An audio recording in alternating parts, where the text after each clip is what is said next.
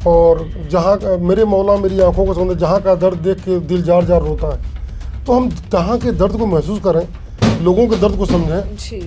और उसके तहत अगर हम काम करें समझ के तो अच्छा काम कर सकते हैं और हम कोशिश कर रहे हैं। जी।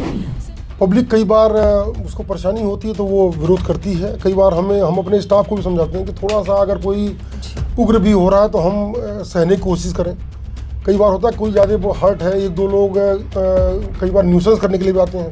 जैसे भीड़ में कई लोग तो अच्छे हैं, एक आदमी किसी ने पत्थर फेंक दिया रहता था, इस टाइप से बहुत ज़्यादा हाई रहता था।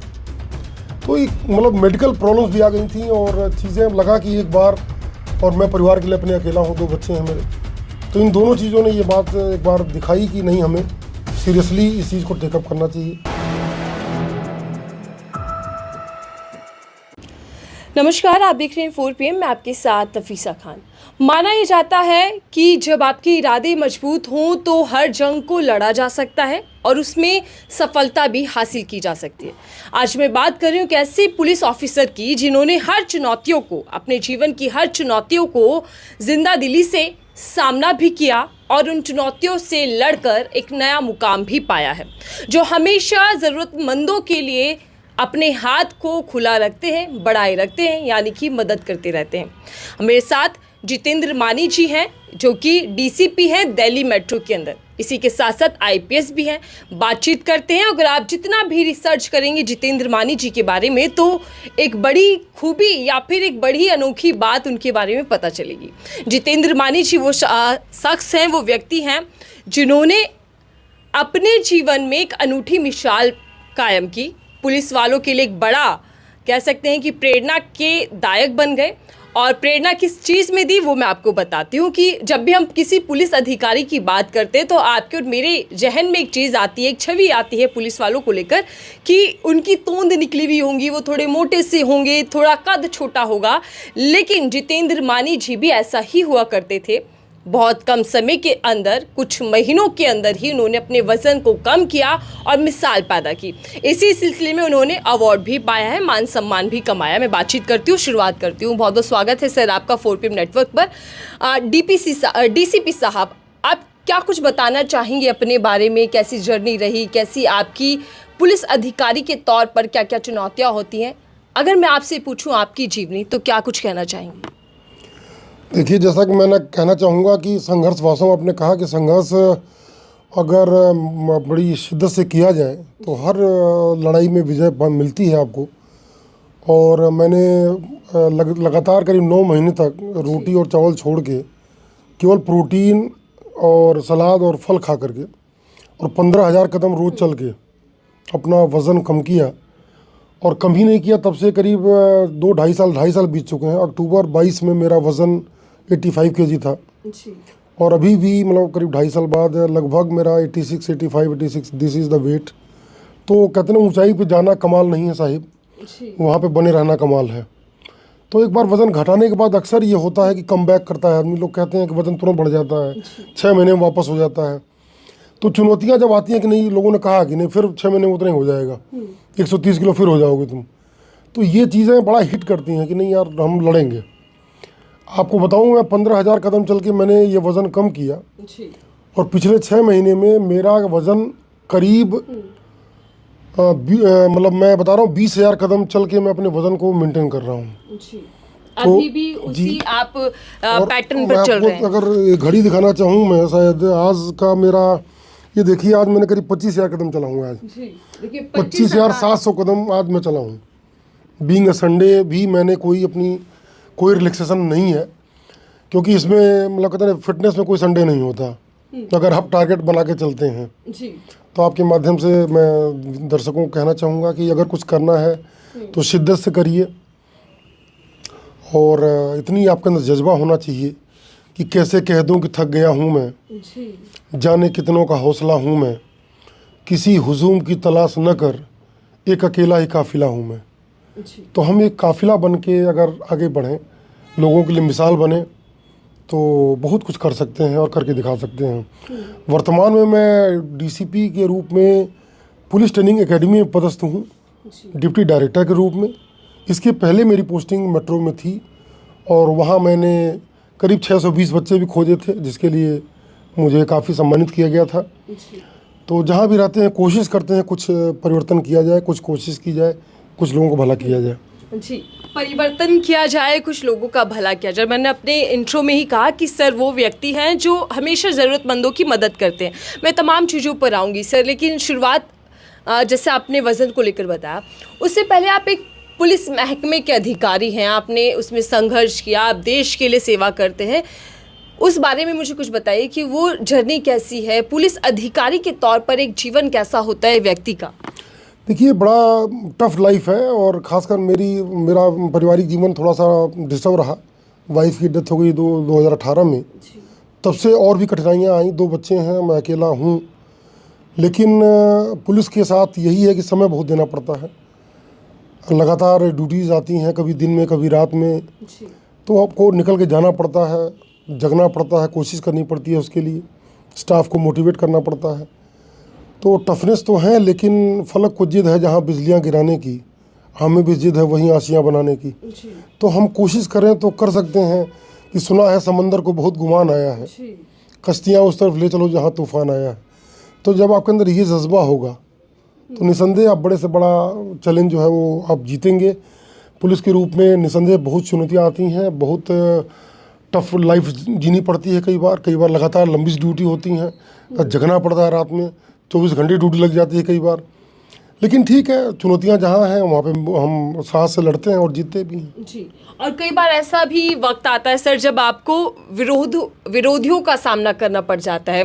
जब आप ऑन ड्यूटी होते हैं तो कभी जनता के दुश्मन बन जाते हैं और कभी प्रशासन के दुश्मन बन जाते हैं। शासन प्रशासन, ये जो आपसी मेल कैसे बैठाया जाता है?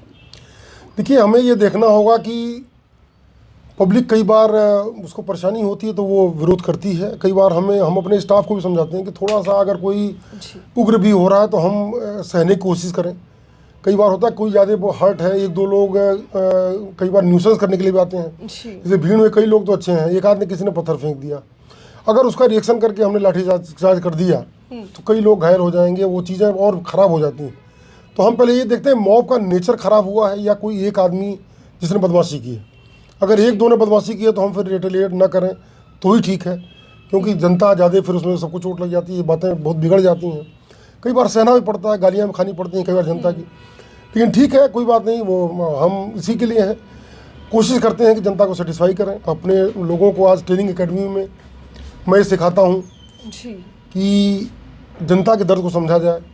उस पर 2 लाइनें कहता हूँ कि खुदा मेरी आँखों को दे दे समंदर, फ़कत आंसुओं से न मेरा गुजारा, कहीं कोई बेबस बहाता है आंसू, यहाँ भीग जाता है दामन हमारा। तो ये एक जो कहते हैं कि जनता के दर्द को हम समझें, ऐसे पुलिस वाले बने। हम अपनी ट्रेनिंग में भी यही सिखाते हैं लोगों को कि उनकी परेशानियों को अगर समझेंगे तो वो भी हमारी बातों को समझेंगे। और धीरे धीरे जनता और पुलिस के बीच का गैप घट रहा है। हम लगातार इनिशिएटिव कर रहे हैं, वेलफेयर के काम कर रहे हैं, चाहे वो तमाम सॉफ्टवेयर बनाना हो, तमाम मोबाइल पर हमने ऐप बनाए हुए हैं, जनता की मीटिंग करते हैं, वहाँ सीनियर सिटीजन्स की मीटिंग करते हैं। हमारे पुलिस वाले जाके उनके घर पे उनकी हालचाल पूछते हैं, उनकी छोटी मोटी मदद करते हैं। तो इस तरह से काम करके हम कहीं ना कहीं जनता और पुलिस के बीच का गैप जो है वो पूरा कर रहे हैं। और ये जर्नी जारी है। निसंदेह हम जल्दी ही जनता की विश्वास पर पूरी तरह खरा उतरेंगे और अच्छा काम करेंगे। बिल्कुल, विश्वास होना चाहिए जनता और पुलिस वालों के बीच में। जो खाई है वो बढ़नी नहीं चाहिए। सर, वजन को लेकर आपने शुरुआत में जिक्र किया, आप पुलिस वाले हैं, आप अच्छी ड्यूटी पर हैं, देश सेवा में हैं। अचानक से क्या मोटिवेट किया कि भाई वजन कम करना चाहिए और अब एक मिसाल पैदा करनी चाहिए? क्योंकि पुलिस वाले तो हमेशा सब इस तरीके के। इसका देखिए, इसका भी कारण है। कई बार कहते हैं ना, वेट बढ़ने का कारण डिप्रेशन होता है, टेंशन होता है, खाने की टाइमिंग फिक्स नहीं होती है। कई बार हमें रैंडमली कुछ खाना पड़ जाता है, जैसे भूख लगी है, मौके पे जो भी मिलता है, समोसा मिल गया, भटूरे मिल गए, जो मौके पे मिल गया उसे खाना पड़ता है। अपने चॉइस का फूड हर जगह नहीं मिलता। तो निसंदेह ये चैलेंजेस होते हैं। मेरे साथ ये हुआ कि वाइफ की डेथ के बाद थोड़ा सा उस दौरान भी, ट्रीटमेंट के दौरान भी मेरा मेंटल डिप्रेशन थोड़ा रहा, परेशानियाँ रहीं, कुछ वज़न मेरा वहाँ बढ़ा। फिर कोविड के टाइम पे फिर थोड़ा सा और भी परेशानी बढ़ी। मेरा भी काफ़ी कोविड हो गया था, मुझको भी काफ़ी सीरियस हो गया था। तो उन दोनों परिस्थितियों ने मेरा वज़न करीब 15-20 किलो बढ़ा दिया, इन दोनों घटनाओं ने, कोविड ने और वाइफ की डेथ ने। जी। तो मैं लगभग 129-30 किलो का हो गया था। जनवरी फरवरी 2022 में। तो जब मेडिकल चेकअप हम लोगों का होता है एनुअल, तो उसमें ये बात आई कि काफ़ी अब जो आपके मेडिकल पैरामीटर्स हैं काफ़ी ख़राब हो गए हैं। तो you have to take call of this, आपको देखना पड़ेगा इसको। अब कमर जो है 48 हो गई थी, वजन वो 129 हो गया था, ट्राइग्लिसराइड 500 हो गया था, शुगर फास्टिंग 400 500 600 रहता था, इस टाइप से बहुत ज़्यादा हाई रहता था। तो एक मतलब मेडिकल प्रॉब्लम्स भी आ गई थी और चीज़ें लगा कि एक बार, और मैं परिवार के लिए अपने अकेला हूँ, 2 बच्चे हैं मेरे, तो इन दोनों चीज़ों ने ये बात एक बार दिखाई कि नहीं, हमें सीरियसली इस चीज़ को टेकअप करना चाहिए। और उसके बाद से मैंने फिर डिसीजन लिया। फिर लगभग 10 महीने तक मैंने रोटी चावल या कार्ब का सारा फॉर्म छोड़ दिया। मैंने कुछ भी कार्ब में नहीं खाया, केवल सलाद, फ्रूट एंड प्रोटीन, इन तीनों को पकड़ा और 15,000 स्टेप वॉकिंग। तो करीब 10 महीने तक लगातार ये काम मैं करता रहा, 9 साढ़े 9 10 महीने। और उसमें मेरा काफ़ी अच्छा मुझे फ़ायदा मिला। मेरी सारी मेडिकल प्रॉब्लम दूर हो गई, मेरा बीपी नॉर्मल हो गया, मेरा शुगर नॉर्मल हो गया, मेरा ट्राइग्लिसराइड नॉर्मल हो गया, मेरा वेट नॉर्मल हो गया। तो सब कुछ अच्छा हुआ। तो मैं ये कहना चाहता हूँ कि नए साल में जो भी आपके दर्शक हैं, एक बार सीरियसली चीज़ों को लेकर के बढ़ें और एक मोमेंटम रखें। बार बार मैं कहता हूँ कि अब टूट गिरी हैं जंजीरें, अब जिंदानों की खैर नहीं, जो दरिया झूम के उठे हैं तिनको से न टाले जाएंगे। बढ़ते भी चलो चढ़ते भी चलो, बाजू भी बहुत अवसर भी बहुत, चलते भी चलो कि अब डेरे मंजिल पे ही डाले जाएंगे। तो जब इस जिद से, इस अपने हैसियत से आप आगे बढ़ेंगे तो बड़े से बड़ा लक्ष्य भी आपको हासिल होगा। जब से मैं चला हूँ मेरी मंजिल पे नज़र है, मैंने तो कभी मील का पत्थर नहीं देखा। तो जो मील देखते हैं कि 2 किलोमीटर हो गया 4 किलोमीटर हो गया, मैं तो देखता ही नहीं। जब चलना है तो चलना है, करना है तो करना है। उसके बाद तो तमाम ड्यूटीज़ हैं, टाइम नहीं मिलता है, कभी सुबह ड्यूटी, कभी दोपहर में ड्यूटी, कभी रात में ड्यूटी। लेकिन डिस्पाइट दैट हम जब भी समय पाते हैं, अगर करना है तो करना है, फिर जाके उसको मैं पूरा करता हूँ। और आपको बताऊँ कि एक बार ऐसा हुआ कि करीब 4-5 दिन मुझे टाइम नहीं मिल पाया। तो फिर शनिवार रविवार को मैं गया और मैं करीब 64,000 कदम चला एक ही दिन में, सैटरडे को, लगभग 54 kilometre in a day. And next day 40,000 चल के करीब 35 किलोमीटर चला। तो लगभग 85 किलोमीटर चला मैं 2 दिन में। आप पैदल चला सिर्फ। ये जो डेडिकेशन आई, तो ये जो निजी जीवन में आपने सब कुछ देखा, जो चुनौतियां थी, क्या उन्हीं से प्रेरणा मिली आपको? जी बिल्कुल। वास्तव में कुछ बड़ा हासिल करना है तो डेडिकेशन रखना भी चाहिए। बिना बहुत मतलब कहते हैं डेडिकेशन से काम किए एक बड़ा लक्ष्य आपको नहीं मिल सकता, औसत होकर आप रह जाएंगे। तो जो करें जैसा करें, लेकिन ऐसा करें कि लोग माने कि हम मिसाल हैं। बिल्कुल। देखिए, पुलिस ऑफिसर हैं और लेकिन उन्होंने सीरियस लिया, जो मेडिकल इश्यूज हो रहे थे उनको भी मात दी। इसी के साथ साथ वो जो भी बीमारियां थी उन सब को पीछे छोड़ते हुए फिटनेस के साथ बेहतर लाइफ जी रहे हैं। ये तमाम प्रेरणा है उन लोगों के लिए जो वज़न कम करना चाहते हैं या जिनका वज़न बढ़ चुका है और वज़न के साथ साथ बीमारियों से ग्रस्त होते जा रहे हैं। सर, आगे बढ़ते हैं। आप आमतौर पर देखा जाता है कोई भी पुलिस ऑफिसर हो तो उसको उसकी बहादुरी के लिए अवार्ड मिलते हैं, सम्मान दिया जाता है, या कोई ऐसा ऑपरेशन वो करते हैं कि जिसमें सक्सेस मिल जाती है। इनके साथ साथ आपको एक ऐसे उसके लिए अवार्ड मिला वजन कम करने को लेकर, ये शायद पहली बार ऐसा हुआ होगा, और कैसा महसूस हुआ उस वक्त? बहुत अच्छा लगा। एक गजेटेड अफसर के रूप में, मतलब वास्तव में शायद दिल्ली पुलिस में अभी तक किसी ने ये सर्टिफिकेट इस तरह का पाया हो, लेकिन ये कमिश्नर साहब ने इस बात को अप्रिशिएट किया, मेरी इस मेहनत को। और मैं लगातार तब से लोगों को मोटिवेट भी कर रहा हूँ। मैंने सैकड़ों लोगों का वज़न भी कम कराया उसके बाद से। कई अभी IPS ऑफिसर हैं, कई और IAS ऑफिसर्स हैं, और तमाम लोग हैं जो मुझसे जुड़े हुए हैं।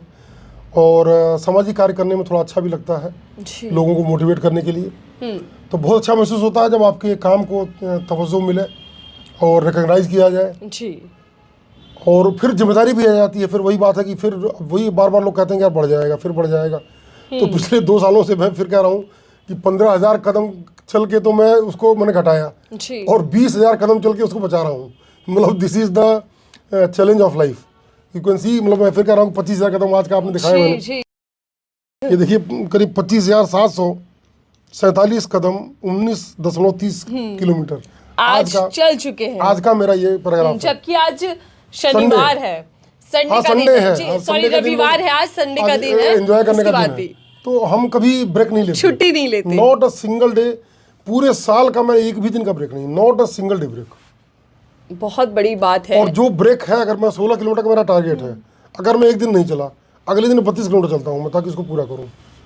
But this is what the dedication. You can't lose a single kilometre. If you really want to maintain the height, because मैं फिर कहता हूँ कि ऊपर ऊपर जाना कमाल नहीं है, ऊपर बने रहना कमाल है।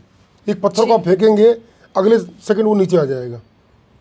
अगर आपको ऊपर ही रहना है तो यू हैव टू, जो कहते नहीं, साइंस में एक एस्केप वेलोसिटी बोलते हैं कि अगर आप वायुमंडल के बाहर चले जाएं तो उसके लिए बहुत ज़्यादा वेलोसिटी चाहिए, उतना डेडिकेशन और उतना मोमेंटम चाहिए। तो हम नई यूथ को अभी मैं मोटिवेट करता हूँ, बोलता हूँ, बहुत ऊर्जा है आपके अंदर। बड़ी अच्छी एक शेर की 2 लाइनें हैं कि पाँव पे जमी सर पे आसमान लिए हूँ, सीने में दहकता हुआ तूफान लिए हूँ, मुझको नहीं रोकेंगी ये कमज़ोर बिजलियाँ, सूरज के बराबर का तापमान लिए। तो इतनी ऊर्जा होती है आदमी के अंदर है, लेकिन हम उसका एहसास नहीं कर पाते, हमें लगता है हम नहीं कर सकते हैं, और यही गिव अप करना ही आपकी कमज़ोरी होती है। कुछ भी हो, मैं कहता रहा हूँ 130 किलो से 85 किलो होना मतलब रियली एक इम्पॉसिबल टारगेट है, लेकिन it is very much possible अगर आपके अंदर पैशन है और डेडिकेशन है।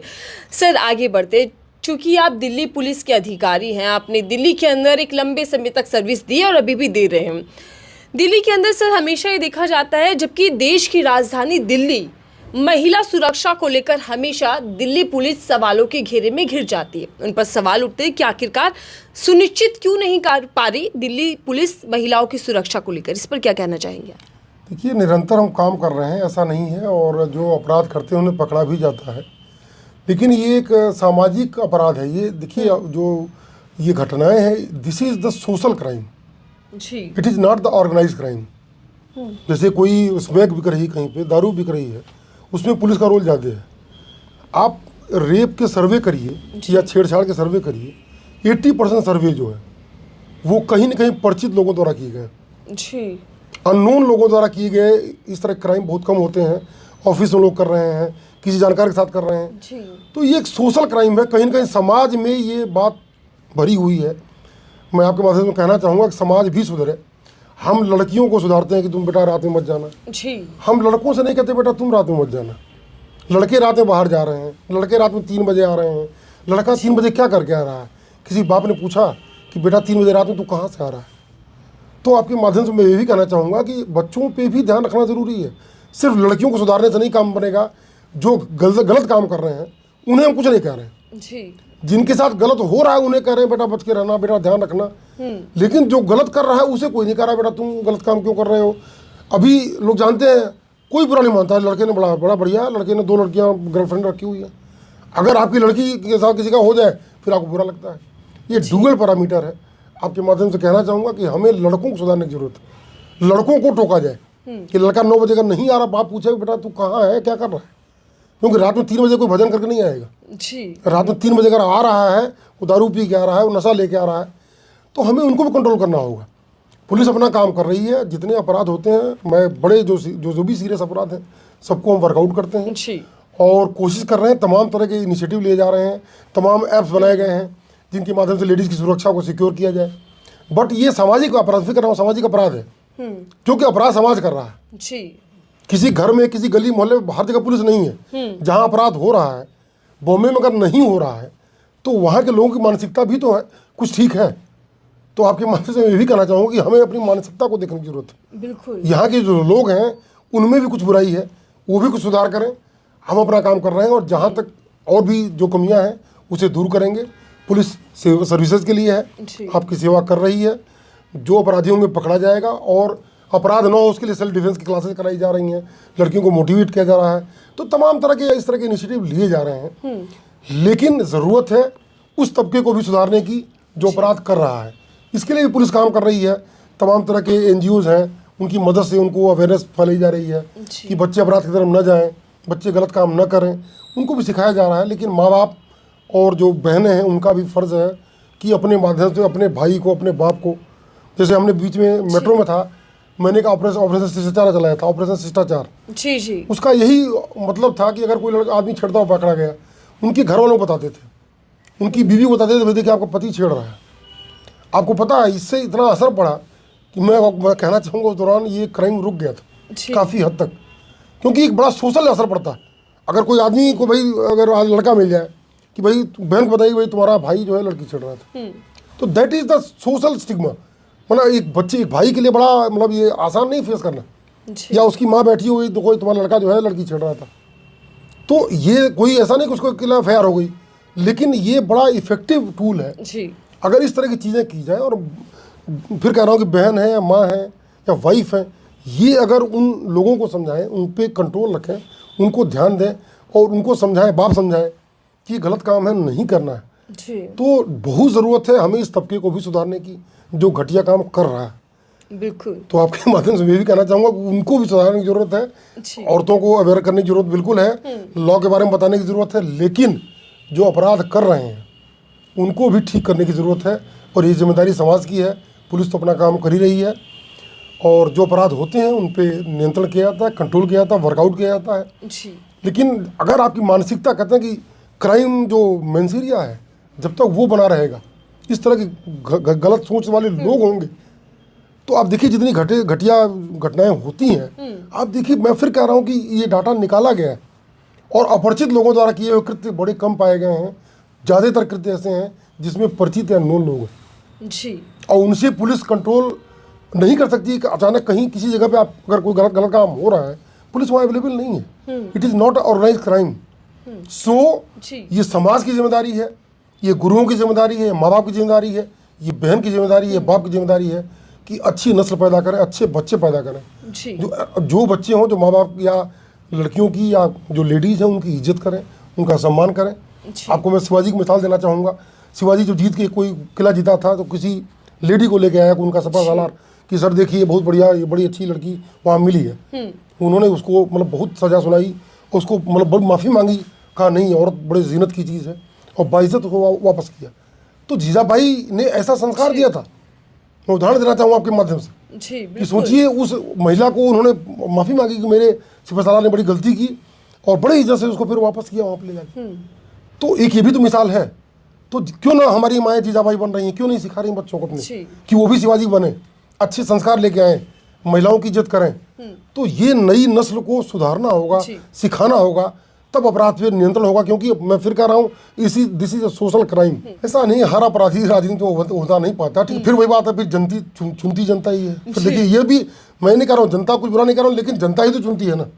अगर जनता वोट नहीं देगी तो दबा के इतना गुंडागर्दी तो नहीं रहेगी, कोई गुंडई के नाम पे कोई वोट ले लेगा। जी। जनता इतनी अब कहीं मजबूर तो नहीं है, तो जनता ही दे रही है ना। जनता की नज़र में वो हीरो बन रहा है, क्यों बन रहा है? तो जनता अपने प्रशासन को बदले ना। जो अच्छे लोग हैं, प्रोफेसर हैं, लड़ेंगे, हार जाएंगे चुनाव। भाई क्यों हार जाते हैं वो? जी। जो अच्छे लीडर्स हैं वो लड़ते हैं चुनाव, हार जाते हैं, उनको वोट नहीं मिलता है। तो इसकी जिम्मेदारी किसकी है? तो अगर आप अच्छे लोगों को संसद में नहीं भेजेंगे, अच्छे लोगों को विधानसभा में नहीं भेजेंगे, तो फिर अच्छी चीज़ें कहाँ से आएंगी? जी। और ये जिम्मेदारी जनता की ही है, वोट जनता दे रही है। अगर जनता की हीरो, जनता उन्हें अपना हीरो मान रही है, तो गलती किसकी है? ये तो जनता की गलती है। जी। जनता को सुधारना होगा, और जो अच्छे लोग चुनाव लड़ते हैं, मैदान में आते हैं, उनको वोट दें, उनको जिताएं, जी। अच्छा काम करेंगे। जी। लेकिन सर, जिस तरीके से हम देख रहे हैं कि दिल्ली के अंदर एक के बाद एक बड़ी घटनाएं सामने आ रही हैं, चाहे बम ब्लास्ट का मामला देख लें, या फिर हम देखें कि खुले तौर पर दिन के उजाले में बंदूक तान दी जाती है, बंदूक से गोली मारकर हत्या कर दी जाती है। तो ये अपराधियों के जो हौसले हैं इतने बुलंद कैसे, वो भी राजधानी दिल्ली में, जहां पर केंद्र सरकार पहले से ही दावे वादे करती है। अमित शाह जी पुलिस प्रशासन को लेकर कहते हैं कि अब सख्त है कानून व्यवस्था। तो फिर इस तरीके के अपराध कैसे सामने आ रहे हैं? मैं फिर कह रहा हूँ कि ये जो चीज़ें हैं, हम अपनी तरफ से कोशिश बिल्कुल कर रहे हैं, लेकिन समाज की मनोवृत्ति क्या। मैं कह रहा हूँ, नॉर्वे में कितना क्राइम होता है, जापान में ऐसा नहीं, पुलिस ने कंट्रोल कर रखा है। जापान में पुलिस ने कंट्रोल कर रखा है, इसलिए क्राइम रुका है, ऐसा नहीं है। जी। गाँव में अपराध कम होते हैं, ऐसा नहीं, वहाँ पुलिस होती है, भी पुलिस नहीं है। भाई आप गाँव में अपराध का आप डेटा निकालें, गाँव में अपराध नहीं होते हैं, नहीं के बराबर। कोई पुलिस नहीं है, पूरे गांव में एक पुलिस नहीं आती है, तो क्या वहाँ पे क्राइम हो रहा है? नहीं हो रहा है। सो अगेन इट इज, मैं कह रहा हूँ जिम्मेदारी समाज की है। समाज और पुलिस बिल्कुल अगर आपस में मिल के काम करें। पुलिस अपना काम कर रही है, लेकिन निसंदेह समाज से ही निकल के अपराधी आ रहा है। बिल्कुल। तो उसको अगर हम अच्छा रास्ता दिखाएंगे, अच्छी चीज़ें सिखाएंगे। मैं फिर कह रहा हूँ, उसके लिए बहुत से इनिशिएटिव लिए जा रहे हैं। उनको तमाम तरह की जॉब के लिए हम जॉब मेला लगाते हैं, उनको तमाम तरह की टेक्निकल ट्रेनिंग दे रहे हैं पुलिस वाले। तो हम इस तरह की चीज़ें भी कर रहे हैं। जो एक बार के अपराधी हैं, उनको अच्छी दिशा दिखाने के लिए टेक्निकल एजुकेशन दिलाते हैं। कोई इस तरह जॉब सिखाते हैं, जॉब मेला लगाया जाता है कि वो वहाँ से आए तो दोबारा अपराध में न जाए। तो इस तरह की तमाम इनिशिएटिव पुलिस ले रही है। जी। तो पुलिस अपना काम बिल्कुल कर रही है और जो कमियां हैं उसको और सुधारेंगे और अच्छा काम करेंगे। जी। और हम नहीं कह रहे कि हम परफेक्ट है, परफेक्ट आपने कोई तो नहीं। बिल्कुल, आपने कहा अकेडमी भी आप चला रहे हैं, ट्रेनिंग भी आप दे रहे हैं, और ये बहुत अच्छी बात है कि अपराधियों के फ्यूचर को अच्छा बनाने की कोशिश की जा रही है ताकि वो दोबारा ऐसा अपराध ना करें। सर, जैसा हम फिल्मों में देखते हैं, सुनते हैं कि कोई बड़ा गुंडा होता है, कोई बड़ा डॉन जिसको कहा जाता है, उसके पीछे किसी ना किसी बड़े पॉलिटिशियन का हाथ या श्रेय पाया जाता है कि पॉलिटिकल पार्टी उसको कहीं ना कहीं और स्पेस देती है। क्या ऐसा रियल में भी होता है? कम से कम दिल्ली में तो ऐसा नहीं है, और दिल्ली में कोई डॉन भी नहीं है। मेरी जानकारी में ऐसा कोई डॉन नहीं जो दिल्ली में रहता है। जी। अगर आपको पता हो बताइए, क्योंकि दिल्ली में कोई मतलब ये डॉन बन के नहीं रह सकता, सवाल ही नहीं उठता। मतलब पॉसिबल ही नहीं है कि कोई डॉन बन के यहाँ रहे। जी, पुलिस अपना काम बहुत अच्छे से कर रही है। बिल्कुल। जो फिल्मों में दिखाया जाता है वो तो खैर बहुत अतिरंजित है। मैं दिल्ली नहीं, ऑल ओवर ही बात कर रही हूँ। क्या ऐसा वो होता है? इतना अतिरंजित तो चीज़ें नहीं होती हैं। जी। कुछ जगहों पे कुछ चीज़ें हो सकती हैं, कहीं किसी का प्रेशर हो सकता है। भाई गठजोड़ की बातें तमाम जगह आई है, अपराधी और राजनीति की। कुछ जगहों पे ऐसा हो सकता है, मैं नहीं कह सकता कि हर जगह नहीं है, लेकिन दिल्ली में ऐसा लेकिन दिल्ली होना में संभव नहीं। लगभग ऐसा संभव नहीं है। और हम केंद्र के नियंत्रण में काम करते हैं। जी, निसंदेह हमारे हम ज़्यादा हमें अधिकार दिए गए हैं। हम बड़े मतलब स्पीडी चीज़ों पे एक्शन लेते हैं। जी, और इस तरह से कोई मतलब गुंडा बन करके और इतना बड़ा वो जो बताते हैं फिल्मों में, ऐसा जी। बिल्कुल पॉसिबल नहीं है। कम से कम दिल्ली के लिए पॉसिबल नहीं। जी। सर, आप दिल्ली मेट्रो में सर्विस देते हैं। मैं एक आपके बारे में पढ़ रही थी कि किसी का टिफ़िन खो गया था और उस टिफ़िन के अंदर उनकी माँ के हाथ का बनाया हुआ खाना था, सत्तू की रोटी शायद, कुछ ऐसी था। तो ये जो आपने उसको खोज दिया, वापस उसको ला कर दिया जिनका टिफ़िन खोया था, ये इस तरीके के इंसिडेंट के बारे में अगर आप देखिए बताना ऐसा ना, चाहें। संवेदनशीलता घट गई है। लोग कहते हैं भाई FIR लिखाई कोई सुनता ही नहीं है। जी, तो ये चीज़ें मतलब एक मेरी कोशिश है, एक दिल्ली पुलिस के एक आम सिपाही के रूप में मैं भी एक कोशिश है कि दिल्ली पुलिस की जो इमेज है या जो पुलिस के प्रति जनता की इमेज है जी। कहीं से ठीक हो। मेरे माध्यम से कम मैं एक कोशिश करूँ। हर आदमी अगर एक छोटी छोटी कोशिश करे, हमारे 90,000 जवान हैं तो हम 90,000 अच्छा काम करके दिखाएंगे और पुलिस का नाम बहुत अच्छा होगा, और हम कर भी रहे हैं। उसी तहत एक आदमी ने कॉल किया व्हाट्सएप पे मैसेज कहीं से किया कि सर मेरा बैग छूट गया है। तो मैंने कंट्रोल रूम से बोला कि पता करो, उससे नंबर था कि भाई पता करो क्या है बैग में है क्या। जी, ही इज मतलब वेरी वरीड। तो कह रहा है सर कि वो तो कह रहा है कि वो सत्तू की बनी रोटी है माँ के हाथ की, मतलब कुछ ऐसे कह रहा है और कुछ नहीं है। जी, तो उसके मुंह से निकल गया और कुछ नहीं। हाँ, तो मैंने कहा नहीं यार, माँ के हाथ की रोटी तो बड़ी कीमती होती है, और ख़ासकर मैं खुद भी, चूँकि मदर की डेथ मेरे 2002 में हो गई थी, जी, तो मैंने कहा भाई मैं तो बहुत महरूम हूँ इस रोटी से, तो कोशिश की जाए, अगर मिल जाए तो अच्छी बात है। जी, तो वो चला था इधर कौशाम्बी से कहीं बैठा था वो, और उसकी रोटी खोजते खोजते फिर हम लोग जो झोला बैग उसका जनकपुरी सेंटर पे जाके मिला।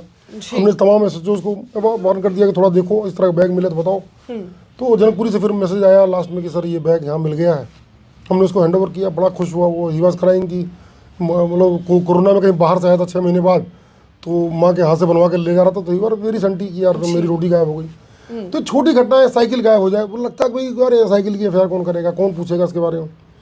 तो ये एक इनिशिएटिव है कि हम आपके दर्द को समझते हैं, छोटी सी बात भी हो, भावनाओं का ख्याल भी पुलिस रख रही कोशिश है। कर सकते हैं। एक कोशिश करने की बात है, मिल गई, होता नहीं मिलता, लेकिन इसको बड़े तवज्जो दिया गया। दैनिक जागरण ने बहुत ऑल इंडिया में इसको प्रिंट किया था। ये वही है कि मतलब कहते ना कि मेरे मौला मेरी आंखों को समंदर दे दे, जी, और जहाँ मेरे मौला मेरी आंखों को समंदर, जहाँ का दर्द देख के दिल जार जार रोता है। तो हम जहाँ के दर्द को महसूस करें, लोगों के दर्द को समझें, जी, और उसके तहत अगर हम काम करें समझ के, तो अच्छा काम कर सकते हैं, और हम कोशिश कर रहे हैं। जी। सर, मैं भी मेट्रो से ट्रैवल बहुत करती हूँ। मैं आपसे ये जानने के लिए बेहद मतलब उत्साहित हूँ कि दिल्ली के अंदर मेट्रो को लेकर, मतलब मेट्रो क्राइम को लेकर किस तरीके के केसेस ज़्यादातर सामने आते हैं और उनको कैसे सॉल्व किया जाता ये है? केसेस में मोबाइल चोरी के केसेस होते हैं ज़्यादा, पिक पॉकेटिंग के केसेस होते हैं, कुछ केबल थेफ्ट के, केबल जो होती है मेट्रो केबल, कुछ चोर उसको काटते हैं, कुछ ग्रिल वगैरह का मतलब ये जी। है। बट 80% क्राइम मोबाइल चोरी और पिक पॉकेटिंग का होता है। हालांकि मैं वहाँ पदस्थ नहीं हूँ, मैं फिर कह रहा हूँ कि मैं दिल्ली पुलिस अकेडमी में आप पहले वहाँ हुआ डिप्टी डायरेक्टर के रूप में काम कर रहा हूँ, लेकिन ये होते थे। और मैं बताना चाहूँगा कि मेरे आने के पहले जो मेट्रो का वर्कआउट करीब 20% था, जी, मेरे आने के बाद लगभग 60% वर्कआउट हुआ। मैंने 100 हर 100 में 60 अपराध का हमने वर्कआउट किया। तो इस तरह का हमने काम करके दिखाया। और FIR भी आप ऑन डेटा है ये कि लगभग 60% मतलब क्राइम में कमी आ गई थी, 60% मेरे टाइम पे। तो हमने बड़ी कोशिश की, हमने क्रिमिनल को आइडेंटिफाई किया, जी उनके फ़ोटो डेवलप किए, अपने स्टाफ को उनको हैंडओवर किया, लगातार उन पे वॉच रखा, जी और इसके तहत फिर मोबाइल उनकी लोकेशन निकाली थी, तमाम काम करके जो है, और हमने एक अच्छा वर्कआउट किया हुआ था, अच्छे क्राइम पे कंट्रोल किया हुआ था। जी सर, आपको बता दें हमारे दर्शकों को कि जो सर की धर्मपत्नी है वो कैंसर से पीड़ित थी और वो खो चुके हैं अपने। उन्हीं की याद में सर ने किताब लिखी थी, कहीं तो हंसी होगी, जिस किताब की खूब बिक्री हुई, और उस बिक्री के से जो पैसे कमाए सर ने, उसको गरीबों की मदद के लिए आपने डोनेट किया। देश के सबसे बड़े अस्पताल एम्स के अंदर आपने उसको योगदान के तौर पर दिया। सर, इसके बारे में थोड़ा सा बताइएगा कि कहीं तो हंसी होगी कितने करीब है आपके, और जब जब आप इसको पढ़ते हैं, या कोई शायरी आप अगर बताना चाहें, अपना लेख अगर आप हमारे दर्शकों को सुनाना चाहें। ये 2 किताबें लिखी मैंने, एक तो कहीं तो हंसी हो और दूसरी मनी की किरण। मेरी वाइफ का नाम किरण था, और चूंकि मनी की किरण, मेरा नाम मनी है, तो उसके नाम से एक कविता, मतलब 2 पुस्तकें प्रकाशित की मैंने। और उससे जो पैसा मिलता है उसको मैं, जैसे ज़्यादा पैसे तो नहीं मिलते, लेकिन जो भी बिकने से मिलता है, कई बार हम जो फूड कैंप लगा देते हैं, जी बाहर अपना 2000 लोगों को खाना बनवा के बंटवा दिया, या इस तरह की जो पैसा आता है जिस तरह से भी होता है, उसको उन्हीं लोगों पे यूज़ करते हैं, स्पेशली जो वहाँ के पेशेंट्स हैं, उनकी फैमिली वाले हैं। एक कविता उसमें 2-3 लाइनें उसको सुनाना चाहूँगा। जी बिल्कुल। चाँद पे लिखी है मैंने कि लाख कहता रहा चाँद मैं चाँद हूँ, हुस्न उसका यहाँ बेमज़ा रह गया। ईद हमने मनाई तुझे देख कर, चाँद कितना सजा का सजा रह गया। चाँद की चाँदनी संग मामूर थी, यार के मेरे आगे वो बेनूर थी। और चाँद की चाँदनी कितनी मध्यम पड़ी, यार मेरी बला की गजब हूर थी। तो चाँद सुंदर है ये बात कितनी गलत, चाँद सुंदर है बस फलसफा रह गया। ईद हमने मनाई तुम्हें देख कर। जी, बहुत अच्छा लग रहा है किसी पुलिस वाले को ऐसे गाते गुनगुनाते हुए देखते हैं, क्योंकि उनकी छवि एक सख्त तौर पर देखी जाती है सर। मैं आखिरी सवाल, कुछ लाइनें अगर आप देश की मौजूदा स्थिति को लेकर कहना चाहें, जिस तरीके से हम देख रहे हैं कि धार्मिक चीज़ों को लेकर अब ज़्यादा बढ़ चुकी है धार्मिक चीज़ें, और हिंदू मुसलमान की राजनीति या फिर हिंदू मुसलमान की जो घटनाएं हैं वो ज़्यादा सामने आ रही हैं, उसको लेकर अगर कुछ कहना चाहें। देखिए, कुछ अच्छी लाइनें मैं बार बार दोहराता हूँ जी कि बस्ती में जब से हिंदू मुसलमान बस गए, इंसान की शक्ल देखने को हम तरस गए। तो हम हिंदू मुसलमान बनते जा रहे हैं, इंसान कब बनेंगे? इंसान बनने की ज़रूरत है। हिंदू मुसलमान बाद में है, पहले हम इंसान बने। और वो कहते हैं बार कि आदमी बनने का दावा कर नहीं पाया, मगर आदमी ने खुद खुदा होने का दावा कर दिया। तो आदमी खुदा बनने को तैयार है, आदमी बनने को तैयार नहीं है। तो आपके माध्यम से कहना चाहूँगा कि ये जो हिंदू मुस्लिम की राजनीति है, या जो भी चीज़ें हैं, पहले हम इंसान बने, एक दूसरे की मदद करें, एक दूसरे के लिए काम आएँ, उनके दर्द को समझें, महसूस करें।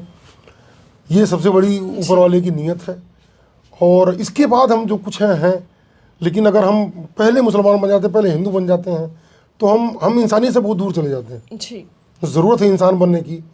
ये कहते हैं ना कि ये पत्थरों का शहर है, यहाँ देवता बहुत हैं, कोई आदमी मिले तो उसे घर ज़रूर लाना। जी यहाँ देवता बन के लोग घूम रहे हैं, आदमी नहीं है कोई। इंसान बनने की ज़रूरत है, लोग खुदा बनने को तैयार हैं, आदमी बने। तो आपके माध्यम से यही कहना चाहूँगा कि अगर हम इंसानियत को तवज्जो दें, सबसे बड़ा एक वो मान के चलें ऊपर वाले का, तो ये चीज़ें ख़त्म हो जाएंगी। कोई 2-4 लोग अगर बहका रहे हैं, तो हमें तो अपना ऊपर वाले ने विवेक दिया है, बुद्धि दी है, उसका इस्तेमाल करें और हमेशा इंसानियत के नाम पे अपना काम करें और इन चीज़ों से बचें। आपके माध्यम से मैं यही कहना चाहूँगा। ठीक है, धन्यवाद सर हमसे बातचीत करने के लिए और हमें समय देने के लिए। आदमी खुदा बन गया, लेकिन इंसान बनने के लिए तैयार नहीं, जैसे सर ने कहा। तो इस बातचीत को लेकर आपकी राय क्या है? आप कैसे सर की जीवनी को लेकर, सर का संघर्ष जो आप हमने बातचीत में सुना, उसको लेकर आप क्या सोचते हैं ज़रूर बताइएगा, कमेंट बॉक्स में लिखिएगा कि एक पुलिस वाले जो जनता की भावनाओं को भी समझ रहे हैं, अपने निजी जीवन की चुनौतियों से भी लड़ रहे हैं और इसी के साथ साथ देश के लिए एक प्रेरणा बनते जा रहे हैं, इनको लेकर आपकी राय क्या है कमेंट बॉक्स में लिखिएगा। देखते रहिए 4 PM, मैं थी आपके साथ नफीसा खान।